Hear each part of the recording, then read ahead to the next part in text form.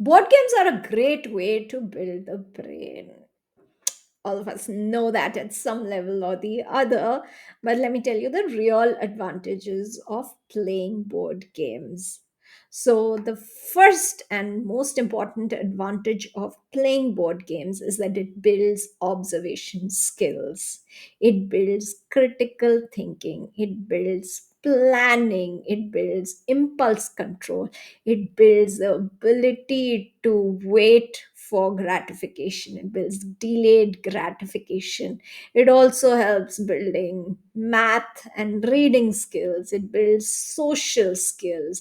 It builds patience. It builds memory when children play board games. All of us know this at some level or the other, and we all want our children to play board games. But it's not easy to get small children to like board games. So small children get really, really upset when they lose at board games. A lot of times when we're playing board games with children and they lose, they start throwing tantrums, they start crying. The whole fun of the evening is lost because the child is crying. The child then begins to hate playing because they're losing over and over again. And with that, because they're not playing all these board games that you bought them and that you want them to play to build their brain, they don't build their brain. So it's very important for us to work on helping children like board games because it's one of the smartest ways to build the brain. So, what can you do to build your child's brain with board games? You have to make them like board games. How can you make them like board games? Let me give you three tips. So, tip one is do not focus on winning and losing. So, children up until the age of 8 or 9 are not mentally prepared for losing and they feel really bad when they lose. So, don't make the game about winning and losing. Remember that you're not competing with your child, you're not on the opposite team, you're on your child's team.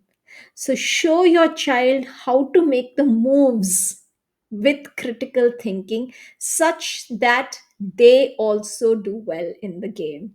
So basically, what I'm saying is play the game from both the sides. Once you've made your move, look at the board from their point of view, show them what you see, and then help them to make the right move. So remember that you're teaching, you're not competing. That'll help you to really approach the game the right way. Remember that you're building skills that I spoke about. You're not playing an Olympic sport.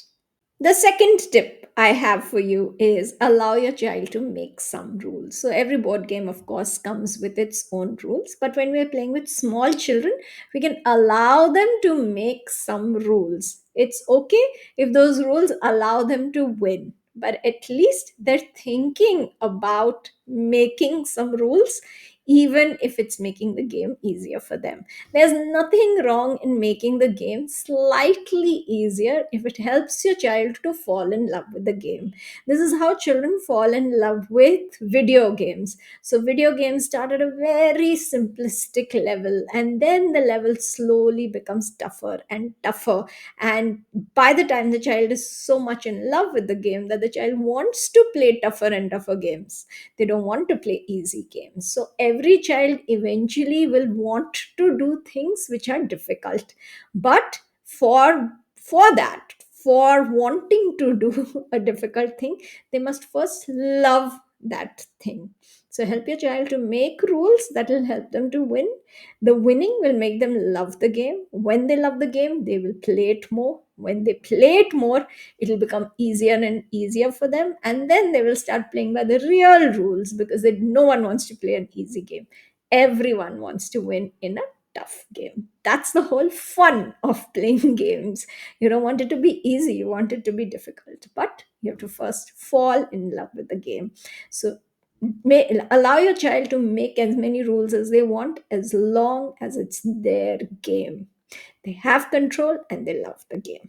The third tip I have for you is allow your child to end the game whenever they want to end the game. So this is really, really important. Children definitely don't have the focus and the stamina that we have to play the game till the end. If they just say, okay, I can't play anymore, I don't feel like playing anymore, go with it.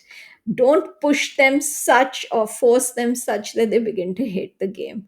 Also, if they suddenly say, oh, we're playing snakes and ladders, but look, this is like a cookie, and let's play tea party, allow them to convert snakes and ladders into a tea party. That'll make them fall in greater love with the game that they were playing. If you prevent it, if you force them to continue with snakes and ladders, they will probably begin to hate snakes and ladders. So allow them to convert it. There's no harm.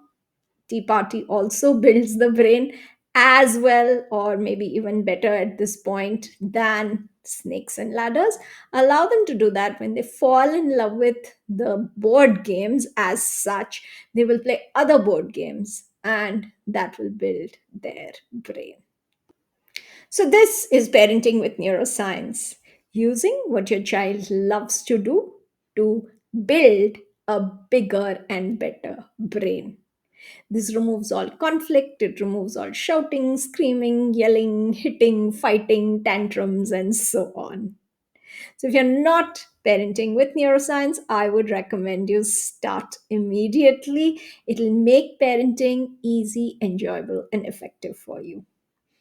I have a course for the parents of 0 to 7 year olds. It's called the Parenting Blueprint for the first 7 years. I'm linking to it in the caption. Check it out. I think you should do it. It'll really help you to understand how you can help your child be the best version of themselves while enjoying your parenting journey. I'm Dr. Debmita Dutta.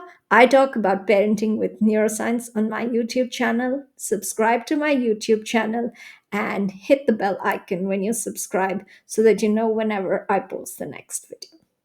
I will see you in my next video.